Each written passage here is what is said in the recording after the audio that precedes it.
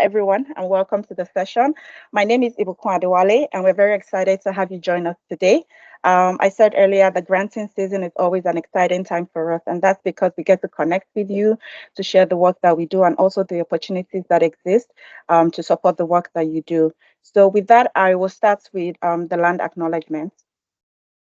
I'm joining you today from the Suncor Energy Center in Calgary, and we acknowledge the traditional territories of the Blackfoot and the people of Treaty 7 in southern Alberta, which includes the Siksika, the Piikani, the Kainai, the Tsuut'ina, and the Stoney Nakoda First Nations, including Chiniki, Biespo, and Westie First Nations. The city of Calgary is also home to Métis Nations of Alberta Region 3. I'd just like to ask that you please take a moment to reflect on the land that you are on today.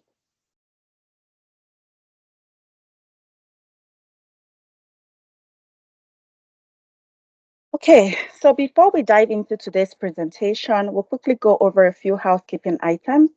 All microphones are on mute and videos have been turned off. You'd have an opportunity to use the Q&A button to ask questions, and we'll field those and provide answers at the end of the session. We'll be recording this session for folks who are unable to join, and it will be available on our website. I'll also add that this session is being presented in English, and for non-English speakers, you can use the closed caption option to choose the language of your choice. And we'll also endeavor to make the recording available with official French translation. So for our agenda today, we'll be talking about the foundation, the grant opportunities that exist. We'll highlight some of the programs we've funded in the past. We'll go through the application and review process for 2024.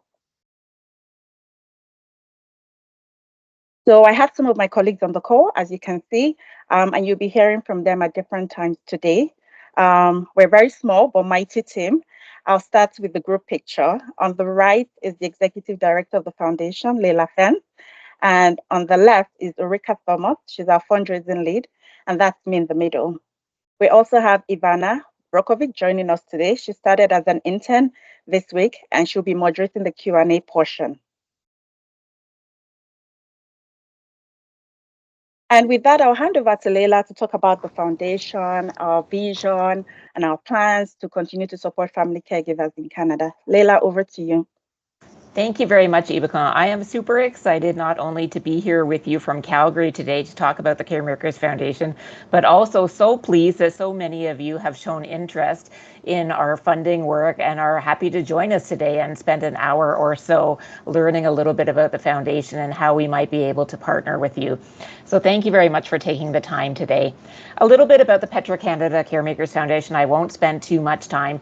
We have been around since 2020, as noted on the slide.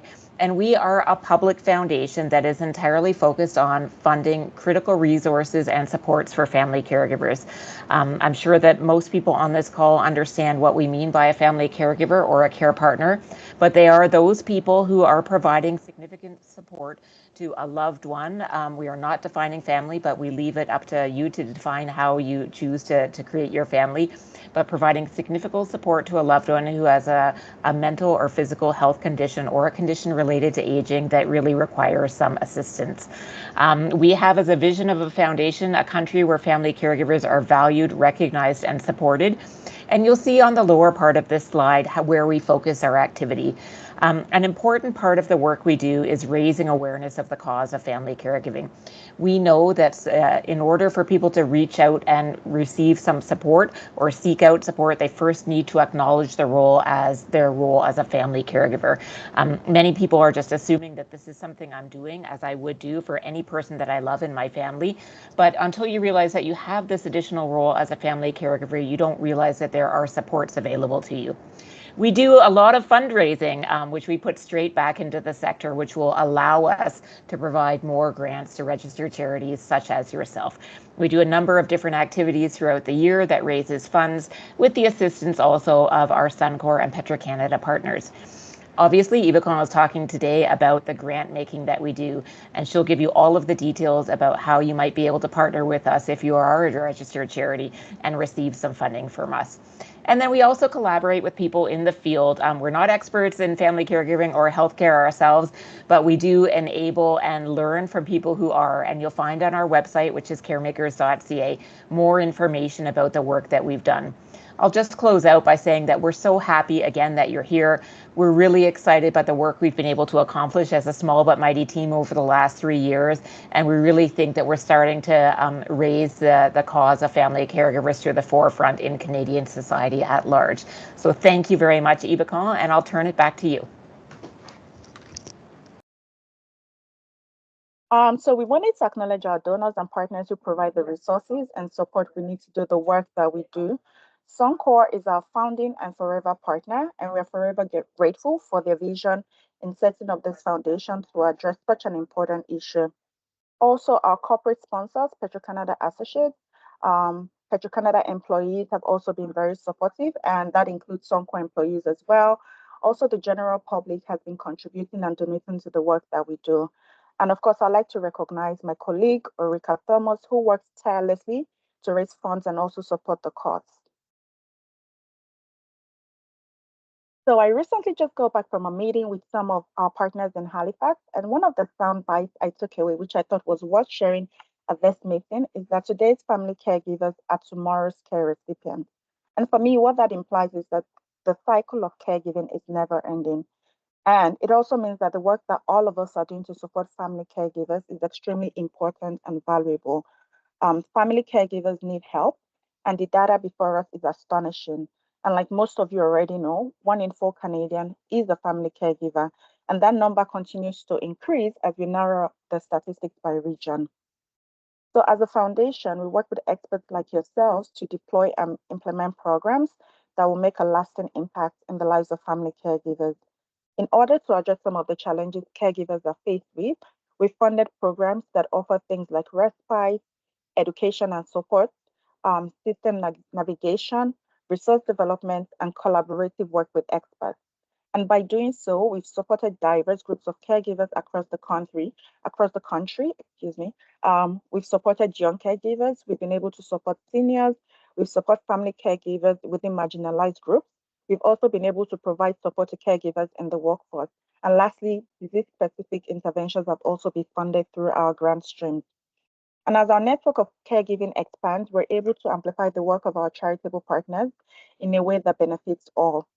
And lastly, we connect family caregivers who reach out to us directly asking us for support.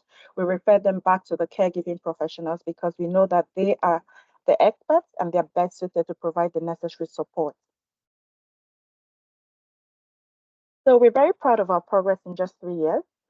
Since our inception, we've awarded grants of over 7 million to Canadian charities from coast to coast. Our funding reach covers 9 provinces and 1 territory, and more than 9,000 family caregivers have benefited from our programs directly just in the last 3 years. And our hope is that we continue to increase our support to Canadian charities like yourselves who are doing fantastic work in this space. So every year we do feature some of our grant recipients through an impact video, and we're happy to share one of the videos from our last grant stream. The video you're about to watch features Autism Ontario, and we hope that it increases your appreciation for the work that we do, but more importantly, how we collaborate with our partners to create awareness about the issue. And with that, I'm just gonna hit play.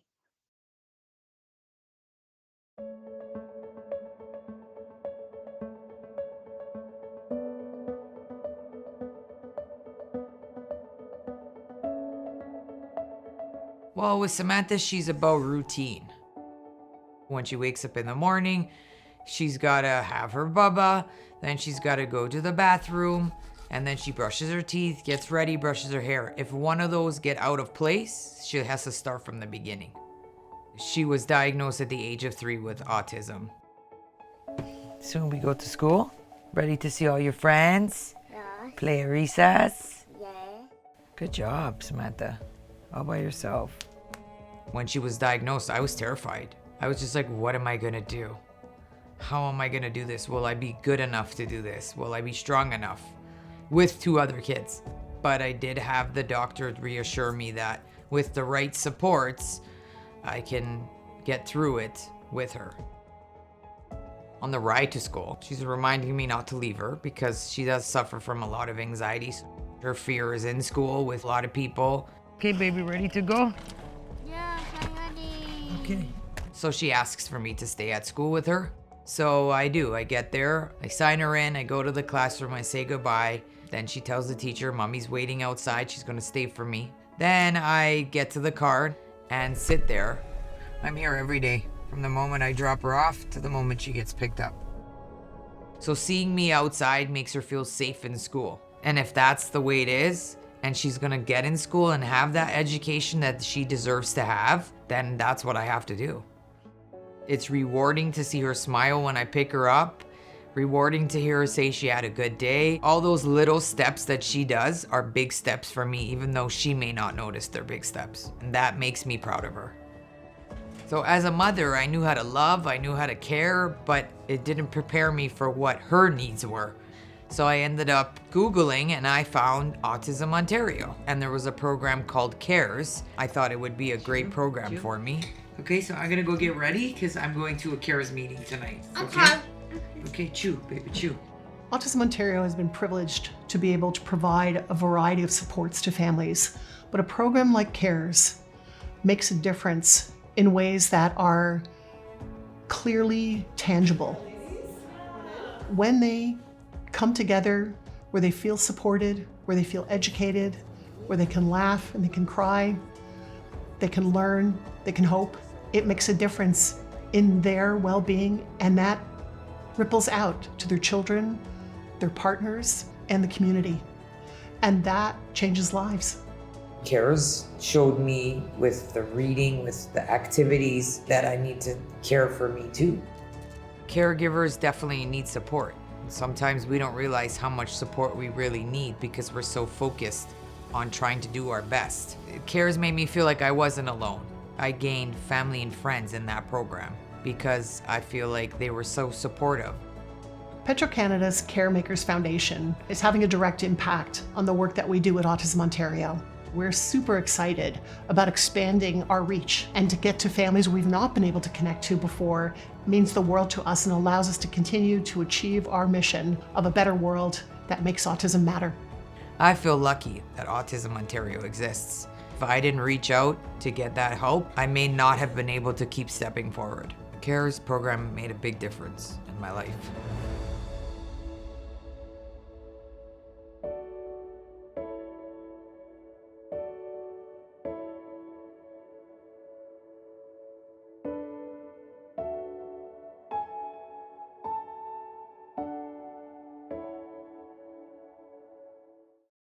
So to the meat of our presentation, I just wanted to provide you with an overview of our national grants.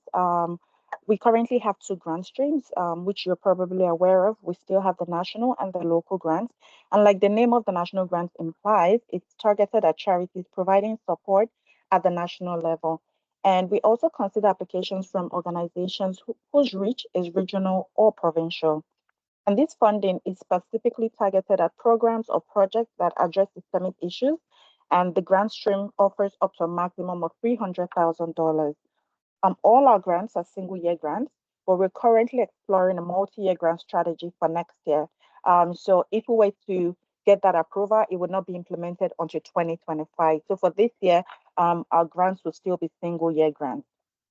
So for the national grant also, we take into consideration satisfactory reporting from our grant recipients who have received grants from us in the past. We also want to know the program funded in the past to ensure that diverse distribution of resources and funding of a repeat program can lead to more impact and maximize reach. Since we launched 3 years ago, we've awarded 42 grants under this grant stream, and the amounts to about 5.8 million.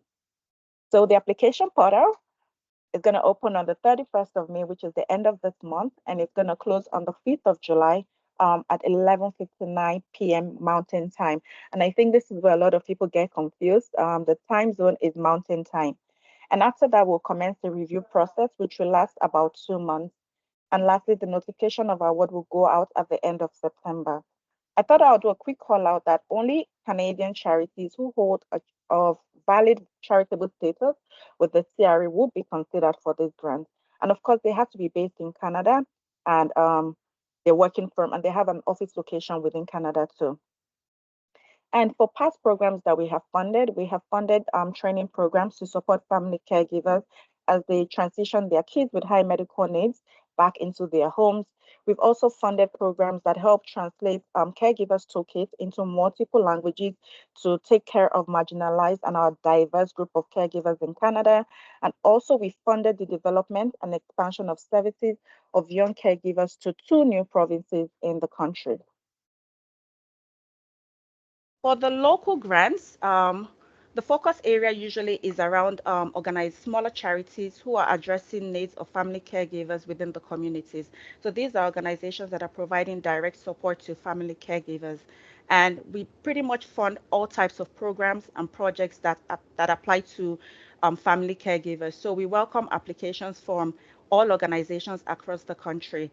And some of the things that we take into consideration for the local grants are the funds available and also our distribution across the country. One of the things Leila and I have been chatting about is that we want to increase the local grants that we're going to be doing this year. So I'm very excited for the opportunities that are coming the way of a lot of organizations this year. The local grant is also a single year fixed grant amount to a maximum, it's a single amount of 7,500, sorry, per organization. And the portal is going to open on the 23rd of August and will close on the 27th of September. So what we have done differently this year is we've opened it up early so that it gives you enough time to put in your application and so that you can also get the notification in time before everybody closes for Christmas holidays.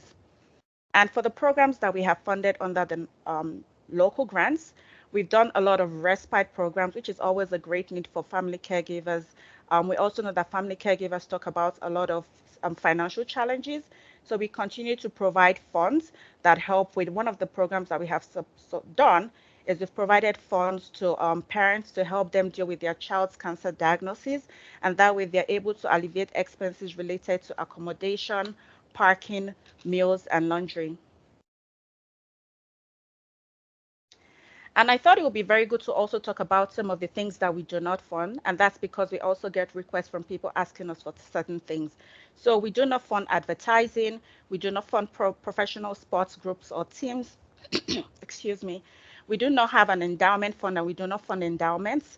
We also do not fund fundraising campaigns or events. We don't fund religious purposes, but there is a caveat to that. If the program is secular and it applies to everyone, irrespective of their spiritual or religious beliefs. Also, we do not sponsor events and we do not support individuals, specific family caregivers, or families. Okay, so to access the portal, you will need to go on our website. We have a new website. If you haven't gone on it, I encourage you to visit. It's very nice, very engaging, very interactive. It's www.caremakers.ca. And for the grant application, you need to go to apply for funding. And you would use the form in your preferred language. It could be English or French to access the information on the website. And some of the things you have to go through when you click on the form is you'll fill information about your eligibility. We would ask you for contact information. Would also ask you for the details of your organization, like your website and your social media handles. And in terms of the program or project, we would ask you about more specifics in terms of the description, what you would like us to fund. We want to know your reach and how you support family caregivers. Of course, we also want to know the budgets that you're proposing to work with and the amount that you're asking us for. I think also for the national grants, you have opportunities to provide us with supporting documentation like your financial statements, your annual reports, and we also want to know who and who is on your board. Okay, I will move to the next slide. So this is also what the application form looks like.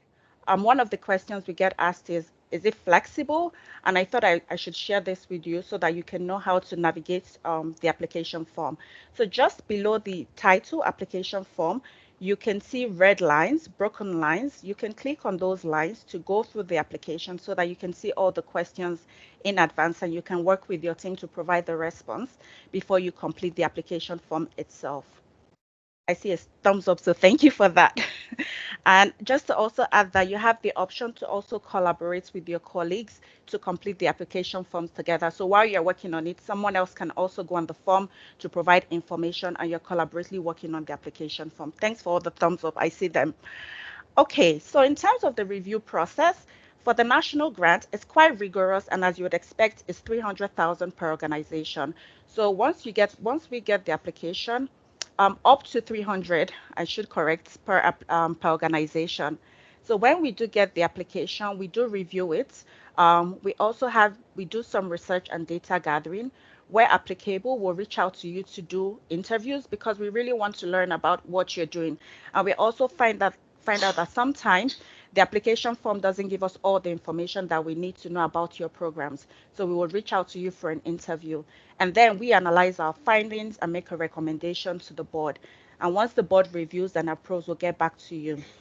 And for the local grants, it's not as rigorous, but it's very, very competitive because more and more organizations are learning about the work that we do.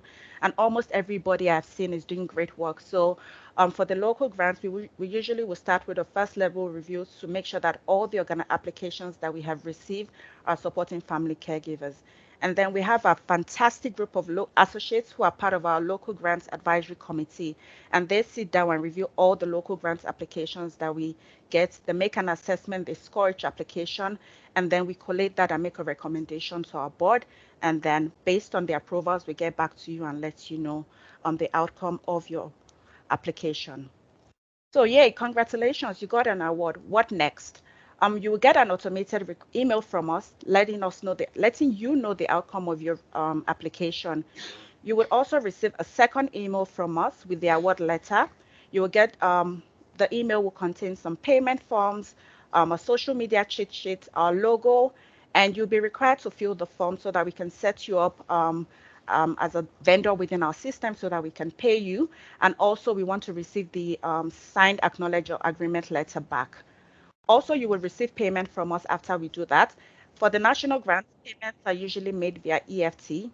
The local grant is quite different. Payment is usually done via Benevity. So depending on the setup you have with Benevity, it could be a check. Checks would typically take longer because you have to receive that in the mail. But if you have set up EFT with Benevity, you will get that payment almost immediately. The only call out I would do with that is if you have a profile with Benevity, please make sure that it is verified because that usually stores the payment for a lot of charities. If it's not verified, we will process the payment, but you're unable to get it until that loop is closed out at the Benevity end. And after that, we will have a kickoff call with the national grants recipients. This is not applicable to the local grants, just the national grants. We want to chat with you and just understand, how you want to implement the project, if anything has changed since when we had the interviews and when the grants was awarded. And then we'll have several touch points throughout the year. And the touch point could look like the impact video you saw. We would probably reach out and ask if you would like to feature in one, and then would work together to craft the story that we both want to tell about caregiving. Another way we'll touch points with you is also to ask you if you would like to attend some of our events as an impact speaker. We do have several events happening throughout the year, like our signature walk called Stride for Caregivers, or our golf tournaments, or just an event that our associates are having and they would like a charitable partner to come and speak. And sometimes we also give you the floor at our board meetings to come talk to our board about the great work that your organization is doing. And at the end of the grant period, you'll receive a survey from us just to see how we're doing and for you to give us feedback, general feedback on how the application has gone. So for reporting, we're kind of flexible with our approach. We also give you guidelines though, because we feel like it helps us with our consolidation of feedback that we have gotten. For the national grants, we do ask for 2 reports. We ask for a mid-grant report, which is typically about 6 months after we get the after you start the project or you've received the funding. And we also ask for a final grant report at the end of the grant period. And the grant period looks different for each organization. It could be at the end of the calendar year or it could be at the financial year. We do make room for that difference for everyone, but typically would expect 2 reports for the national grants. For the local grants, we only ask for 1 final report at the end of the grant stream. And what should be included in the report? We usually would look out for things like outcome, any data that you want to share with us based on the work that you have done. We also love to learn about your challenges, any learnings as a result of the challenges that you've experienced.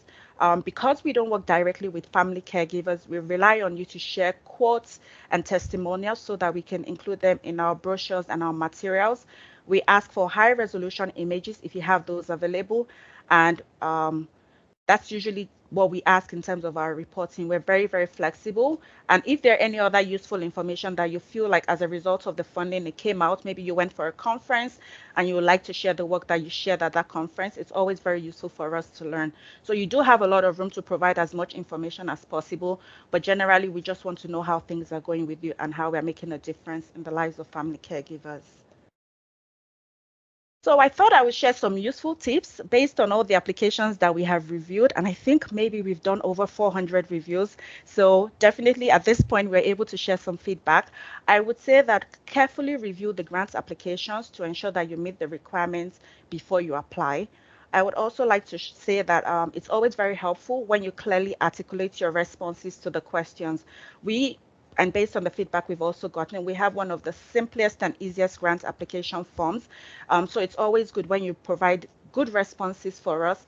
I've also seen situations, particularly with the local grants, whereby the responses are just 1 or 2 sentences. So it doesn't help you. It doesn't help the application when the response is very brief. So it's always good to provide more information on the work that you're doing and how you're supporting family caregivers. If you're going to be using acronyms, please write them in full. It also helps us understand the work that you're doing. Also, for the national grants in particular, you would find a section where you have to provide supporting documents. We encourage you to provide all the documents that we ask because it is part of the review and we do look at them. The last thing I would say is please highlight unique aspects of your work that sets you apart from others, because at the end of the day, it's getting very, very competitive, and we want to make sure that everybody stands a good chance of getting the grant. And of course, we want to stay connected with you. We're on social. We have Instagram, we have Facebook, we have Twitter, now known as X. We have our website, and we're launching a newsletter very soon. So you have an opportunity to sign up for those to learn about the work that we're doing. And you can always send us an email if you have any questions. So we put together this slide because we thought we wanted to respond to some frequently asked questions before we get to the Q&A section in a bit. So one of the questions we usually get is, can we apply for multi-year grants? We currently do not have that feature yet. It's one of the things we're going to be discussing with our board. So maybe in 2025 and beyond, that would happen. But for now, our grants still remain single-year grants. Another question we get asked pretty often is, we're a nonprofit, we're doing great work to support family caregivers. Can we apply for a grant? Unfortunately, we don't have a structure yet, even though I know CRA, and we know CRA is working towards, giving support to nonprofits that are doing fantastic work. There's a lot of legal requirement from us just because of the way we are structured as a foundation. So there's a lot of paperwork that needs to be done before we are able to grant funds to nonprofit. Having said that, we encourage collaboration. So if you do know an organization, a charity that is doing great work that aligns with the work that you're doing, you can come together to submit an application. We would ask you further questions because we want to understand the kind of relationship that you both have, but we welcome collaborations with charities and nonprofits. So another question we hear from people is, if we don't hear back from you, can we conclude our application was not successful? No, please don't conclude. We always get back to everyone that has applied for a grant from us. So if you haven't heard back, stay tuned, or you can just send us an email to ask what's the status of my application, and we'll let you know how things are going. So another frequently asked question we usually get is, we received a grant last year and currently implementing our program this year. Would we be eligible to apply? And the answer is yes. So if you received a grant from us, for example, in 2023, that means that you're currently implementing the work in 2024, which means that you qualify for a grant that you would use against 2025. So yes, you can apply. Another question is, we just missed the deadline. Can we still apply? It's always a challenge because the system is automated. So once the portal closes, it's done. So we would encourage you to apply early, getting your applications early. If you're having challenges, please don't hesitate to reach out to us. I would just add at this point that if you're having technical challenges, you should send an email to grants@benevity.com. That's grants@benevity.com. But if you have questions about the grants, then you can send those to us at info@caremakers.ca. Another question we've gotten, this is the feedback we got recently. Do you have a repository of programs funded?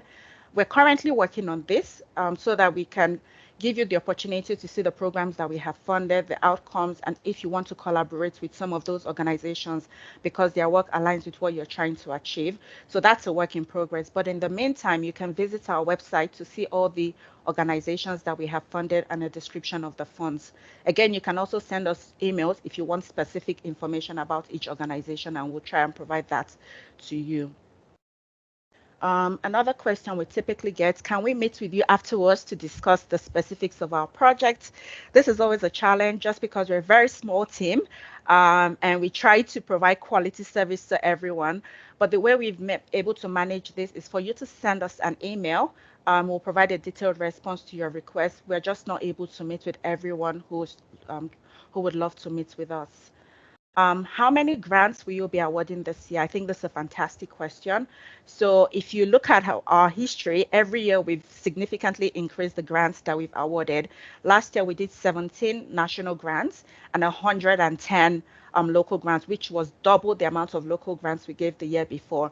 So as a benchmark, we would not go below the number of grants that we awarded last year. So we're starting from 17 and for the national grants and 110 charities for the local grants. And again, depending on the amount of money that we're able to receive, we may be able to do more than that. So yeah, so that's the response to that one. So can we apply for more than one grant under a grant stream? I would say yes, you can apply for more than one grant, but we're only able to provide you with one single grant. So if you were to apply for 4 projects under the national grant stream, we would only be able to fund one project, cannot fund all projects. And I see that there is also a similar question that says, can we apply for grants under the national and local grants stream? Yes, you can apply for grants under the national and local grant, but similar caveat, we can only award an organization one single grant, either under the national or local grant, but we cannot award grants under the 2 grant stream in a given year. So yeah, you're welcome to apply. Okay, another question is, are we able to get a copy of our application? Our fundraiser has transitioned out of the role. That's something that we usually also get pretty often. I would say as soon as people transition, please send us an email so that we can update our records. But the answer to that particular question is yes, we can always provide you with the application form. And with that, I will hand over to Ivana to help us moderate the Q&A. Please use the chat button to send in your questions if you haven't done so already. Ivana, okay. You have the floor. Perfect. So we do have quite a bit of time here to go over some Q&A questions. So if I could ask everyone to place any questions in the Q&A chat. And I think we had someone raise their hand earlier in the call. Jennifer, if you have a question still.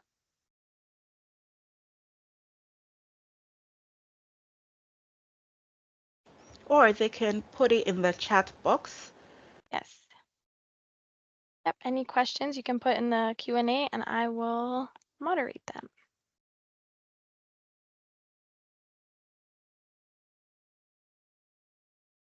I think Neil also has a hand up, if that's okay. Okay. Okay, so I will just take the questions. I see someone has asked, do you provide a reporting template? No, we don't. We give you the flexibility to report as you deem fit. We're very flexible in our approach, but we always, like I mentioned earlier, we're looking for certain things about the project. So if you go back to the application that you provided, we want to look at how you were able to achieve the things that you committed to do. Was it possible? Were you able to impact the number of caregivers? Did you make the impact that you were hoping to achieve? Did the program have to change? Because sometimes also programs change as a result of some of the challenges you experience in the course of implementing the program. So we want to learn all the challenges and how you were able to manage that.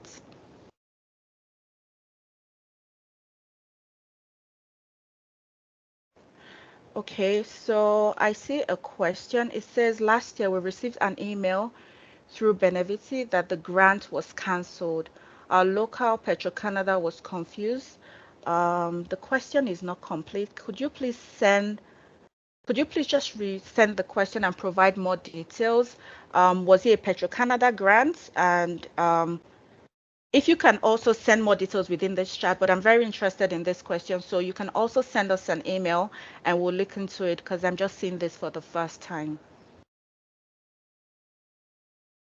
Okay, another question. If we're successful at a national grant level, can we also apply for a local grant? No, because you wouldn't get the local grant. You're only able to get one single grant in a given year. So it's either or, but not both. Okay, please clarify what is meant by you do not provide funds to individual caregivers. Do you mean individual caregivers cannot apply to you, or do you mean you will not fund charity that provides support to individual caregivers? That's a very good question. So what that simply means is we do not give funds to individuals. So for instance, we receive a request from an individual saying, oh, I know somebody who is a family caregiver, is really struggling, is doing amazing work. But again, the challenges are just enormous and they need funding maybe to pay their rent. We're unable to provide funds to individuals, but we're able to provide funds to charities who support individuals. So because of CRA, we don't give funds to individuals. I hope that answers your question. Okay, I see there is another question regarding not funding individuals and families.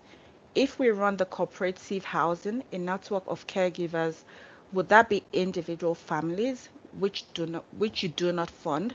So just to clarify again, we don't fund individuals, but we fund entities. So if it's registered as a charity, we're able to fund. If it's not registered as a charity, but you're able to collaborate with another charity, we're able to fund you. But we would like to understand the kind of relationship both of you have. So we fund entities, but we don't fund individuals, if that helps. Okay, another question.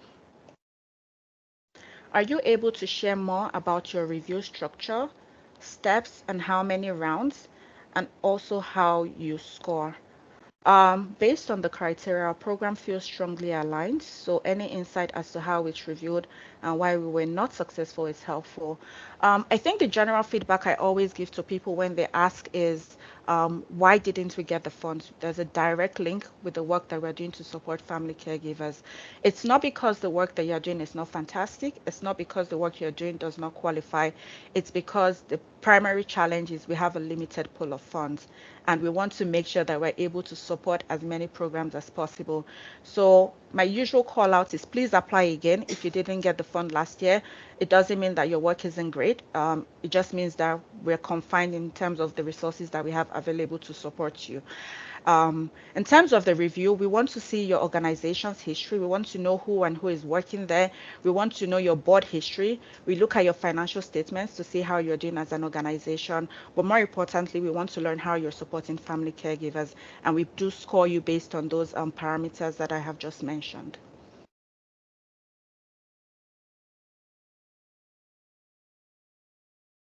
Okay, this is a feedback about advancing the slides. I think we've gone past that now, but thank you so much, Jennifer, for that feedback. Okay, this is more technical challenge. Ivana, have I missed any question? Can you help me? I'm not able to see the Q&A chats Oh. or the questions. That's why I thank you so much for taking over. But Okay. yeah, I'm unable to see the questions, so I will just hand it back over to you. My apologies. Okay, I see everyone was able to advance the slides while we're having challenges. So thank you so much for taking charge. That is awesome. I'm just going through my screen to see if I have missed any questions. I'm going to go back to the top and see.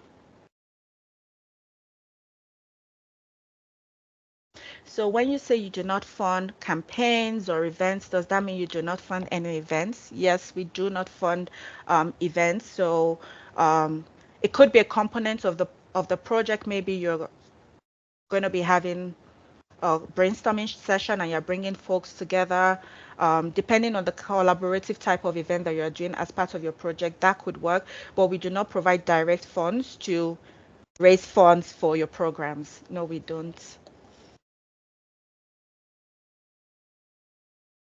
Okay, will you be sending out the slides? We'll try and put it on the website, but I know for sure that this recording, even with all the glitches, will be available online. Hopefully, we don't have challenges when we do have the next round of this session, but it will be available on our website, so you can always go back to watch it. And folks who were not able to attend can also go on our website to see that. Thank you for the hearts. Thank you for that. I'm just going through to see. Will you consider funding? Okay, I think this is a new question.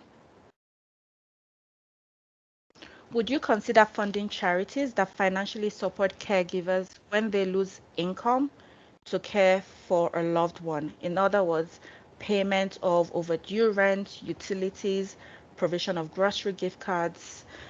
And the answer, unfortunately, is no. Just again, like I mentioned, we don't have that structure. We're not able, we're actually set up to only provide grants to qualified donors. So I'm just trying to see our timing. We are almost out of time. Um, did you have?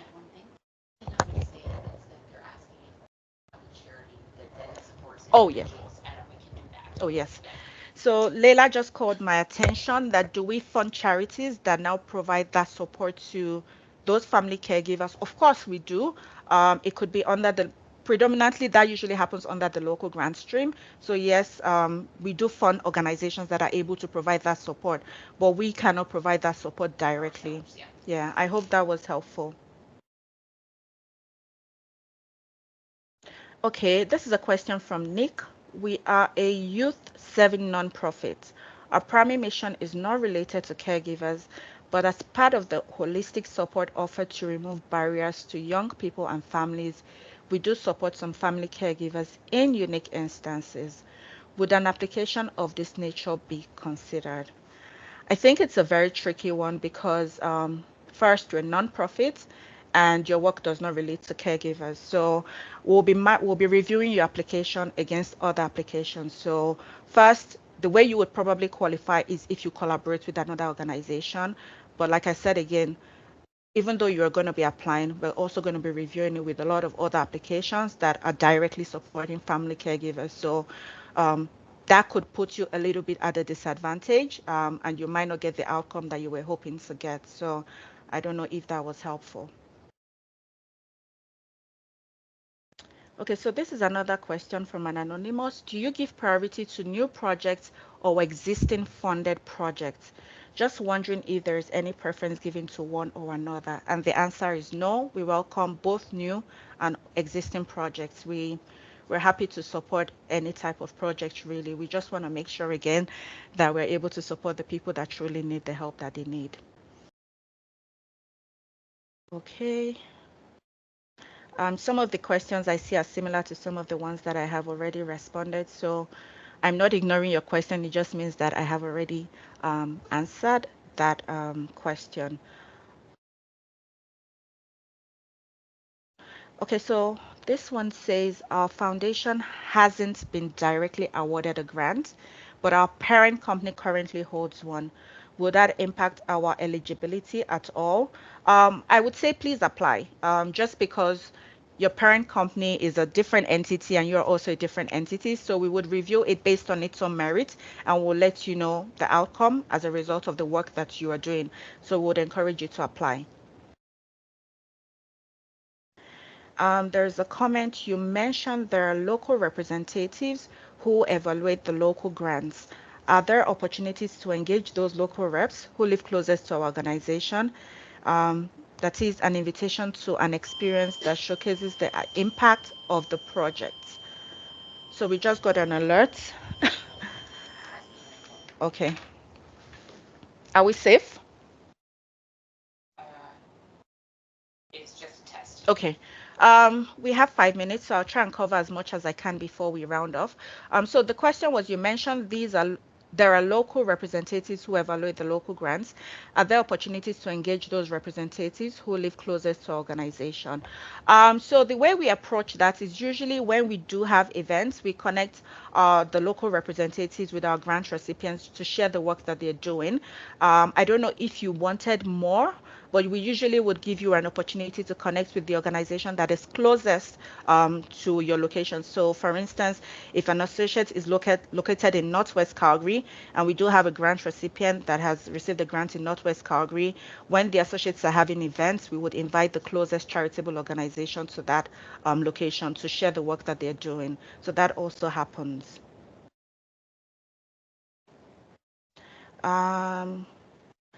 Thank you. This is a feedback. Can I just thank you for putting on such a well-organized webinar? I feel much more confident in applying now. Thank you very much for that. We're looking forward to your application. There's a question, do you accept applications from organizations like United Way or only directly to agencies? United Way is welcome to apply. We've awarded grants to United Way in the past, so I would encourage you to apply for our grants.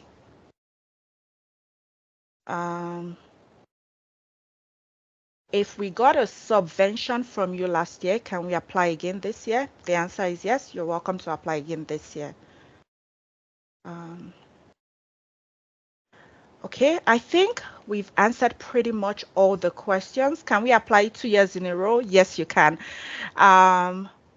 What is the minimum and maximum for local applications? Did you mean the amount or the application? So I would say the amount for the local grant is 7,500. It's a fixed sum that once you're awarded the grant, you would get.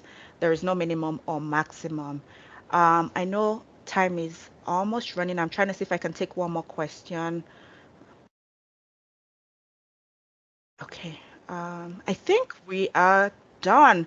So I'd just like to thank you so much for joining our session. The numbers have been very encouraging.